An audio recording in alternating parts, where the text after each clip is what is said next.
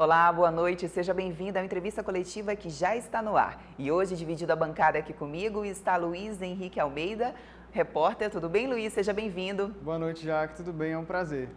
E o nosso entrevistado de hoje é o pesquisador coordenador da pesquisa sobre a variante do coronavírus, o doutor Felipe Naveca, da Fundação Fiocruz Amazônia. Boa noite, doutor.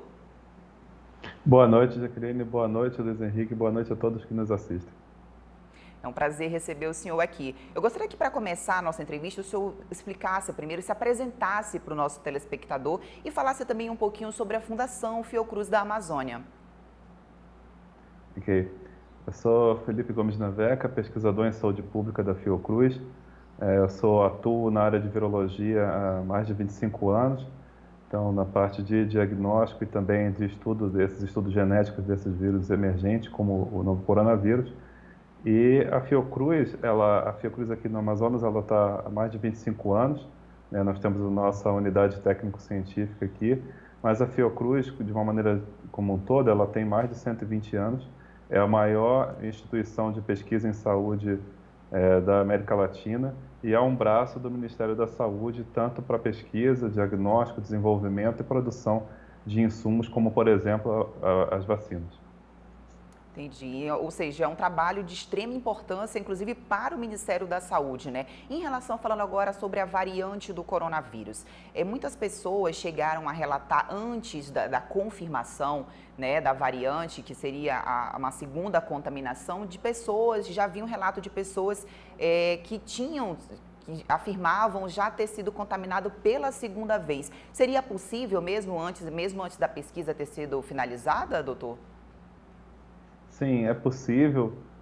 A questão é que para nós confirmarmos um caso de reinfecção é preciso seguir algumas orientações da Organização Mundial da Saúde e, assim, de uma maneira mais simplificada, são necessários dois testes de PCR, que é o teste que detecta o material genético do vírus, 2 testes de PCR positivos, em um intervalo superior a 90 dias e também confirmar que as linhagens que fizeram a primeira e a segunda infecção são diferentes.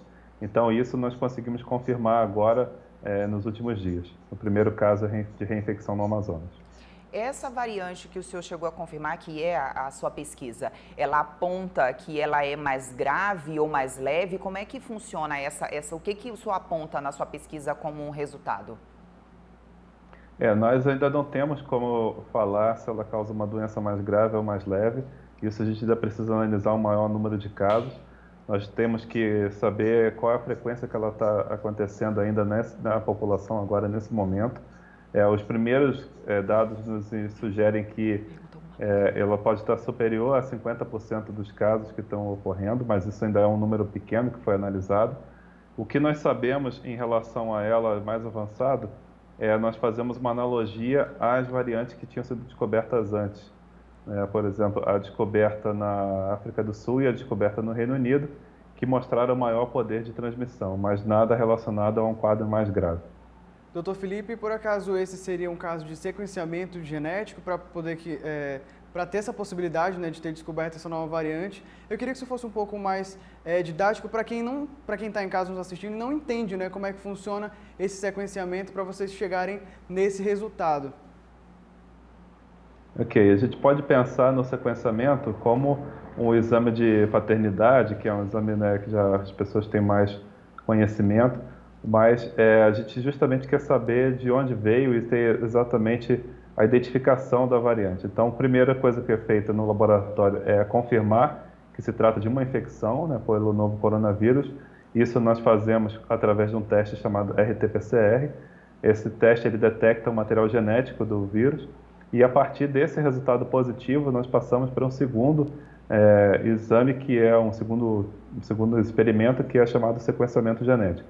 Então, nesse sequenciamento, nós pegamos o material do vírus, ele passa por uma série de etapas, né, de purificação, de preparo desse material, até ele entrar no que a gente chama, no equipamento que nós chamamos de sequenciador. O sequenciador ele faz a leitura de cada uma das bases do material genético, aquelas que a gente aprende nas aulas de biologia, né, de A, T, C, G, e essa leitura é feita então nesse equipamento e depois são geradas informações que vão para um computador e nós reconstruímos a sequência do genoma do vírus.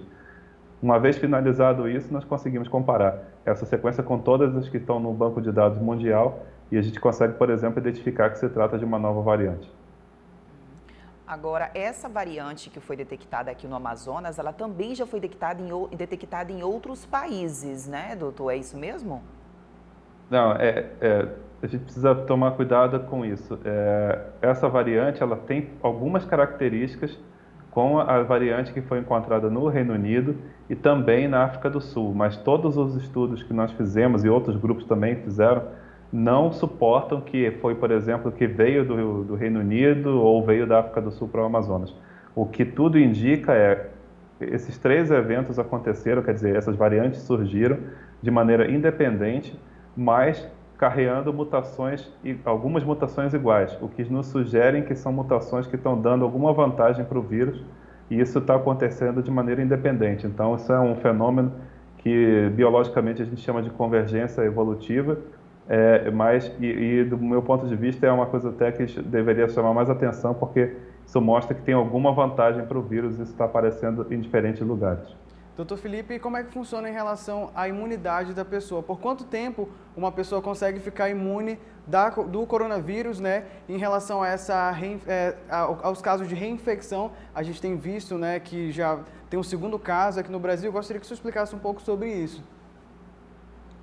Então, tem alguns trabalhos apontando na literatura que os anticorpos permanecem até por volta de 5 meses, né? Uma pessoa não é igual a outra, então isso pode variar um pouquinho. Mas não é só a presença dos anticorpos, né? Existe também o que a gente chama de imunidade celular, que vai nos proteger de outras infecções.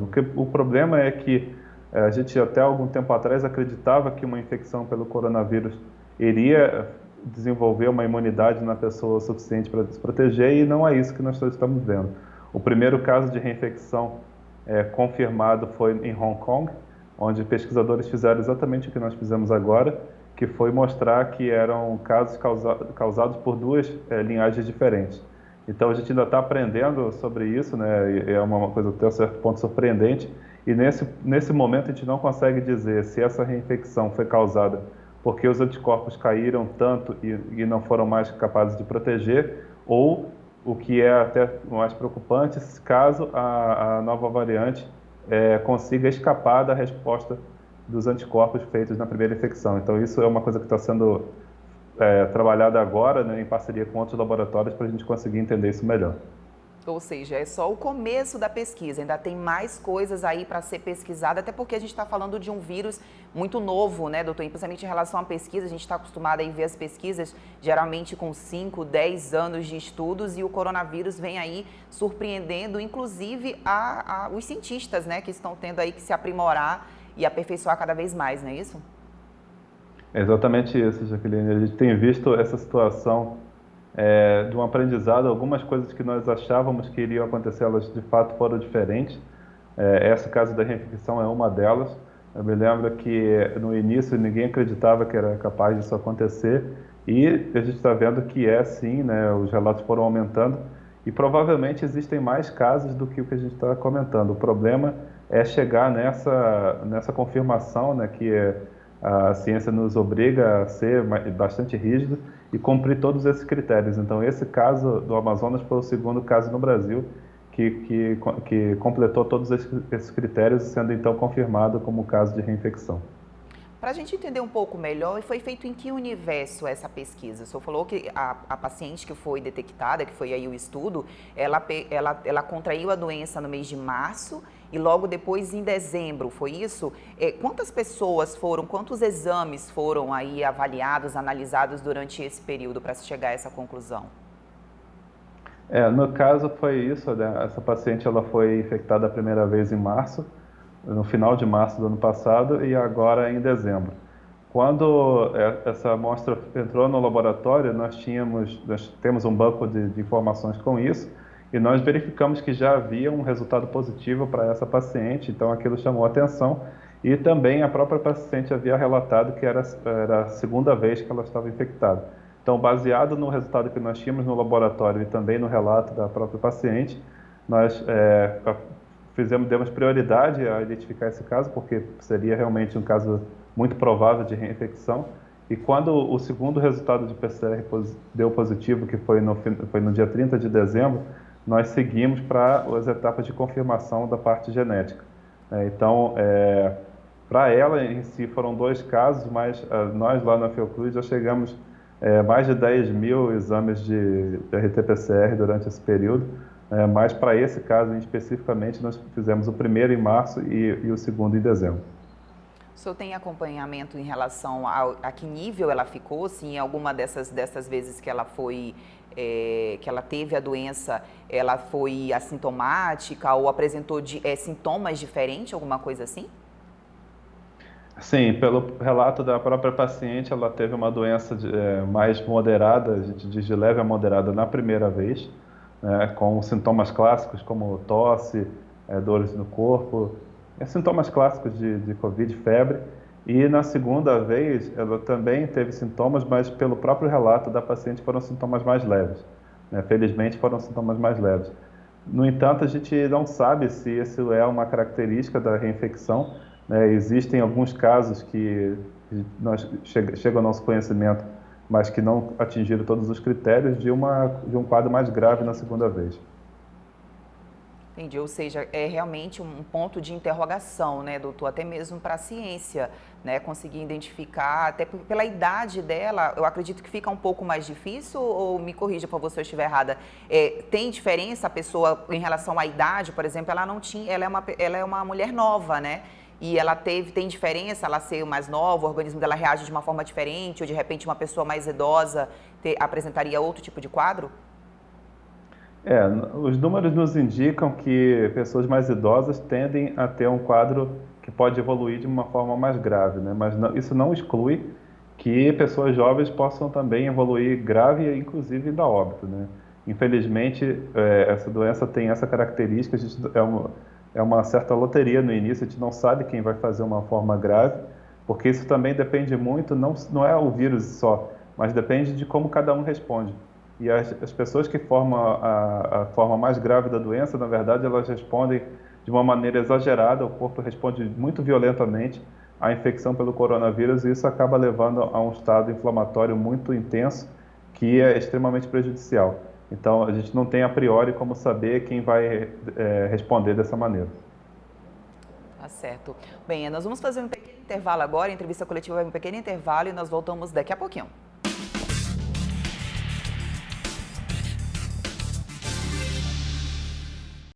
O Entrevista Coletiva está de volta e só para lembrar você, quem está dividindo a bancada hoje aqui comigo é o Luiz Henrique Almeida, que é repórter aqui na TV Band, e a gente também está entrevistando o doutor Felipe Naveca, da Fundação Fiocruz da Amazônia, ele que é o coordenador aí da pesquisa que detectou a variante do coronavírus no Amazonas, né? Então, doutor Felipe, vamos voltar aqui a conversar. Eu queria que o senhor falasse para a gente, então, eu vi uma declaração sua no próprio site da Fiocruz, que existem outras variantes circulando, né, dentro do Brasil e do mundo. O senhor poderia falar para a gente um pouco mais sobre isso? Quer dizer que podem, e também que podem surgir outras variantes, é isso mesmo? É isso. Ao longo do tempo que o novo coronavírus está circulando, ele tem evoluído, o que era absolutamente esperado. Isso faz parte da biologia dos vírus. E essa evolução fez o surgimento de diversas variantes. A gente tem algumas linhagens principais e dentro dessas linhagens tem ainda pequenas variantes. Agora, a grande maioria delas não tem alguma implicância, né? Essas variações não têm uma implicância no sentido de gerar um vírus mais perigoso ou não, mas algumas delas têm sido classificadas como variantes de preocupação ou preocupantes. E entre esse grupo de variantes preocupantes está a variante agora encontrada no Amazonas, além da variante do Reino Unido e da África do Sul. Então, isso é um mecanismo normal de evolução, mas dentro disso surgem essas variantes que são mais preocupantes. Doutor Felipe, em relação a nós estarmos numa região amazônica, né, uma região bem característica, bem específica aqui do Brasil, que fatores que podem, aqui da nossa região, ter levado, né, a esse surgimento dessa nova variante e também de mutações no próprio coronavírus? Eu acredito que o principal fator que fez o surgimento, levou ao surgimento dessa nova variante, é a circulação do vírus em grande quantidade. Nós temos muitos casos de infecção e todas as vezes que nós temos um vírus como o coronavírus circulando, vamos dizer assim, de uma maneira livre entre uma população, as mutações vão surgir e entre as mutações, alguma mutação que seja benéfica para o vírus também vai surgir.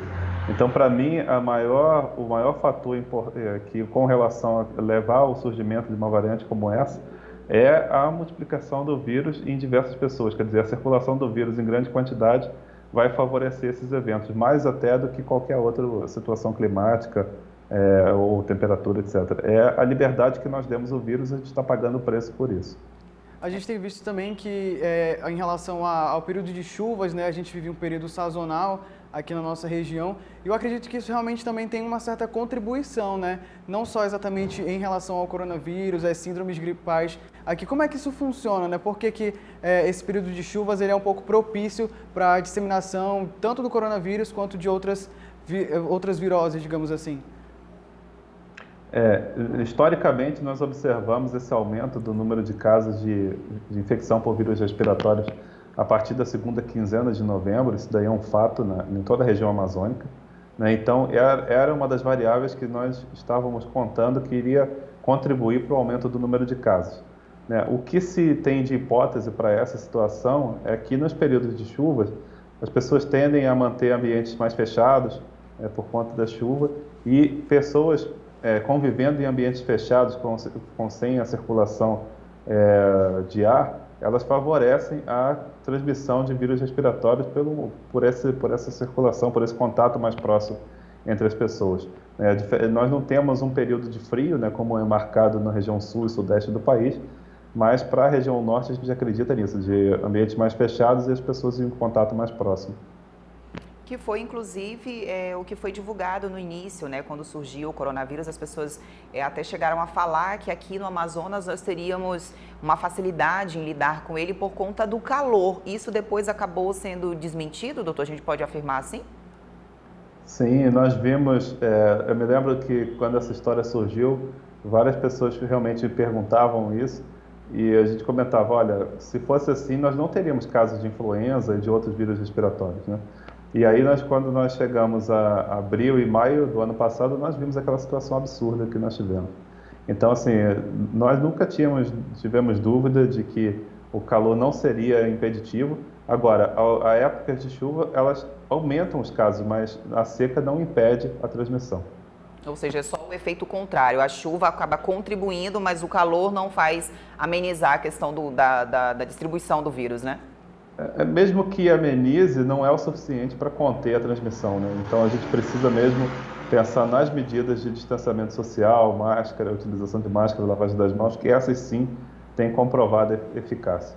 Doutor, como é que o senhor tem visto esse atual cenário causado pela pandemia de coronavírus aqui no nosso estado? Tantos efeitos, falta de oxigênio, muitos casos de uma vez do coronavírus. O que o senhor acredita que pode ter contribuído, né, para esse aumento de casos por aqui? Pois é, Luiz, acho que ninguém, nem nos piores pesadelos, conseguiria imaginar essa situação que nós estamos vivendo. Mas existe uma série de fatores que nós imaginávamos que iriam contribuir, que era, nós já vimos observando um aumento de casos, claro que muito menor do que está acontecendo agora, mas isso já desde outubro, mais ou menos. Então, é um cenário diferente daquele cenário inicial, de março, abril do ano passado, quando nós saímos do zero para um pico. Nesse momento, nós não saímos do zero, nós tínhamos o vírus circulando em Manaus e nos outros municípios do Amazonas. Então, esse é um dos pontos. O segundo ponto nós já abordamos, que é o aumento dos casos de viroses respiratórias a partir da segunda quinzena de novembro. O terceiro ponto, que talvez, na minha opinião, talvez o principal, foram as festas de final de ano.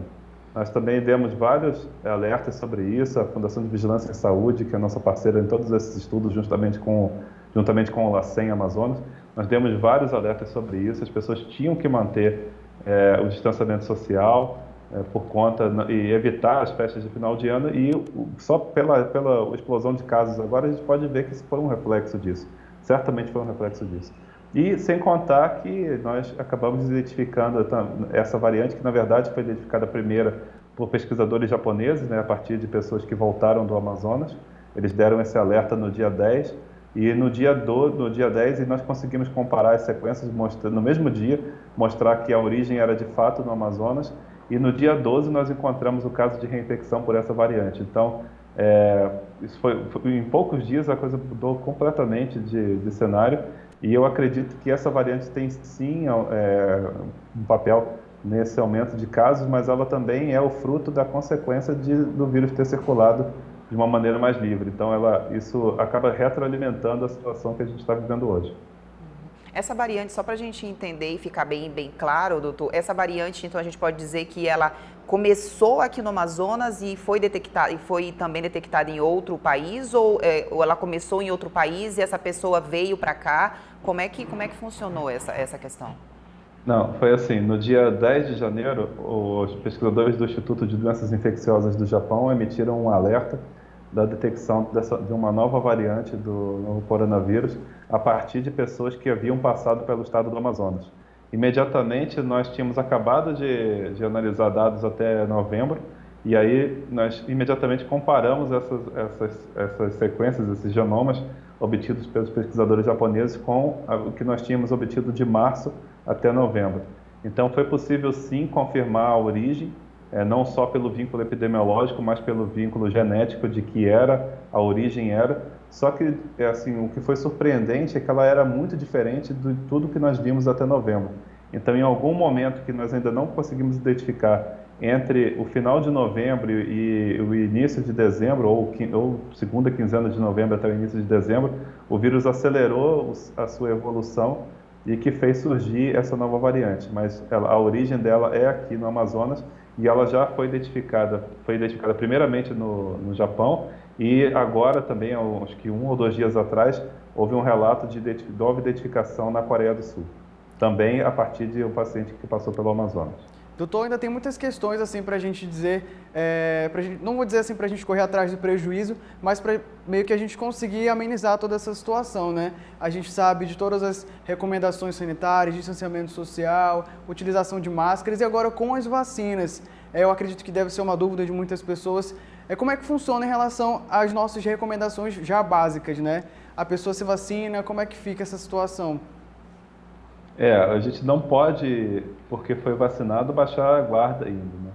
Primeiro porque as vacinas precisam de mais de uma dose para ter uma eficácia mais elevada, e mesmo assim a gente precisa ainda contribuir com a diminuição da circulação do vírus, mantendo os cuidados. Então a gente tem que pensar nesse sentido não só em si próprio, né, mas no coletivo. Então a utilização dos cuidados, o uso dos cuidados de máscara, etc., nós estamos pensando em todos, né? E a vacinação é primordial nesse momento. Só que o que nós estamos vendo é que não vamos ter doses suficientes nem no Amazonas, nem no país inteiro. Então, mais do que nunca, nós vamos precisar manter as medidas de controle que funcionaram, mas poderiam ter funcionado melhor, é verdade, mas são as únicas medidas que nós temos até o momento. Doutor, agora como é que quando a gente fala do coronavírus, ele ganhou uma proporção, exatamente como ele é, né, muito grande. Como é que o mundo científico tem trabalhado a questão da pesquisa dentro do coronavírus? Porque a gente imagina que, assim como no nosso meio, por exemplo, jornalístico, a prioridade é falar do coronavírus, as outras notícias acabam ficando em segundo plano, e elas vão entrando aos poucos, mas o foco é o coronavírus. No mundo científico também vocês estão tratando dessa forma, porque a gente sabe que vocês sempre têm muitas pesquisas, têm muitos assuntos, muitos trabalhos paralelos. Como é que está funcionando isso? Ou todo mundo parou e se dedicou ao coronavírus por conta mesmo da urgência que ele necessita?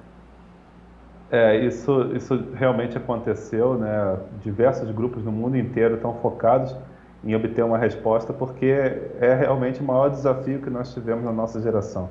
A gente só pode comparar o que está acontecendo hoje com a gripe espanhola em termos de dimensão, e a gripe espanhola ainda foi, pelos relatos, ainda foi maior, pelos registros ainda foi maior, só que é um cenário de mais de 100 anos atrás, né? Então é uma situação muito também difícil de ser comparada.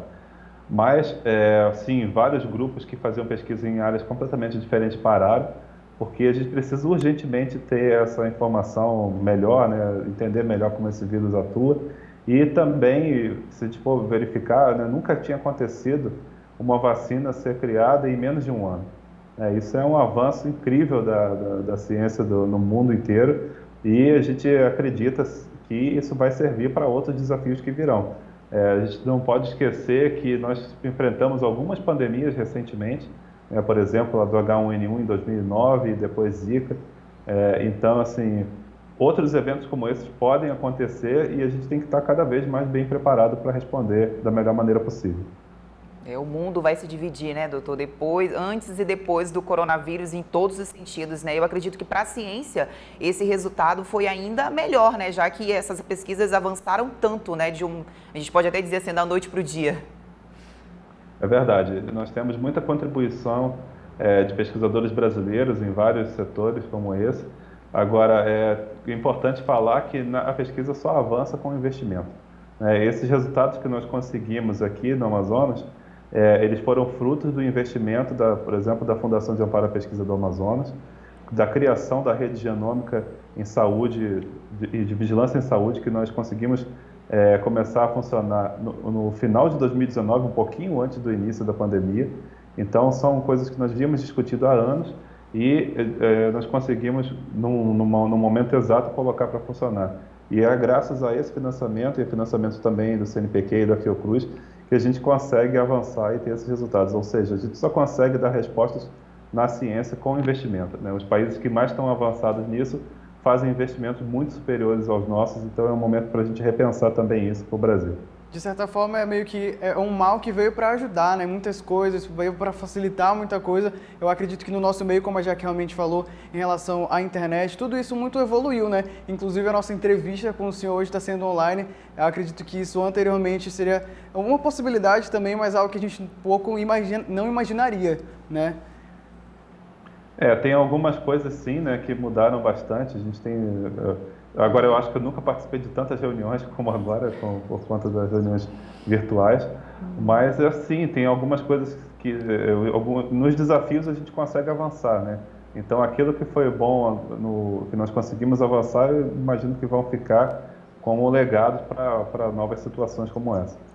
Tá certo. Dr. Felipe Naveca, da Fundação Fiocruz da Amazônia, pesquisador, coordenador aí que identificou a variante do coronavírus no Amazonas. Nós agradecemos a sua participação aqui no Entrevista Coletiva, que infelizmente está chegando ao fim. Quero também agradecer a participação do Luiz. Muito obrigada e principalmente a você que nos acompanhou até agora. Muito obrigado pela audiência. Dr. Felipe, mais uma vez, obrigada. E a porta está sempre aberta aqui para o senhor quando quiser apresentar novidades para a gente. Muito obrigado, Jaque, muito obrigado, Luiz Henrique. Eu tenho sempre falado também uma outra coisa. Nós estamos conseguindo avançar também por conta dessa parceria da ciência e da imprensa. Vocês têm dado um espaço importantíssimo para a gente levar a palavra da ciência para o público em geral. Então, essa parceria eu acho que também é um dos legados dessa pandemia e que a gente consiga contribuir sempre e estar mais junto cada vez mais daqui para frente. Tá certo, pode contar sempre com a Band Amazonas. Então a gente se vê no próximo domingo.